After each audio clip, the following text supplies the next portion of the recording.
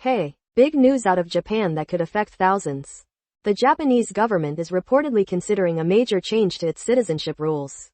Currently, if you want to become a Japanese citizen, you only need to reside there for 5 years. But now, they're exploring extending that minimum required period of stay.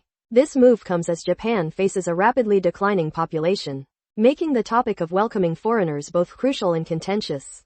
This potential tightening of naturalization rules could have a big impact on those hoping to make Japan their long-term home. What's your take on this development?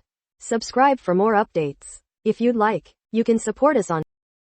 French President Macron just rejected a major peace plan for Ukraine, calling for big changes. He's openly pushing back against former US President Trump's proposal, warning it could force Ukraine into terms that heavily favor Russia. Macron stressed that genuine peace can't be a capitulation, and any territorial decisions are solely Ukraine's.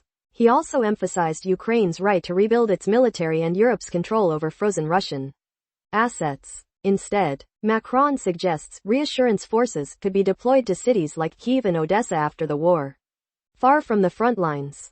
With around 20 countries already on board, what's your opinion on these peace talks? Share your thoughts below, and for more crucial updates, subscribe. If you'd like, you can support us on. Big news out of the White House: the U.S. can't arm Ukraine forever.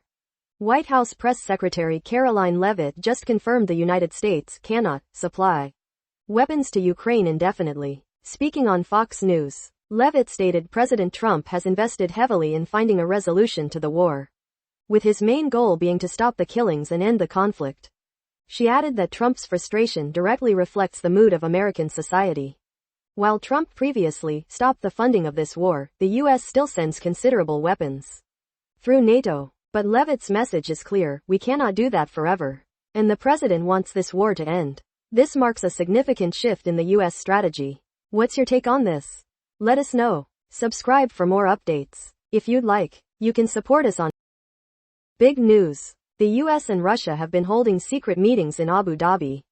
U.S. Army Secretary Dan Driscoll led talks with a Russian delegation, following up on earlier discussions where Ukraine actually agreed to a potential peace deal in Geneva. This new 19-point plan, revised from an earlier 28-point proposal, no longer includes amnesty for wartime acts and sees Ukraine agreeing not to increase its military size. U.S. officials told ABC News that these talks are moving the peace process forward, with optimism for a lasting peace in Ukraine.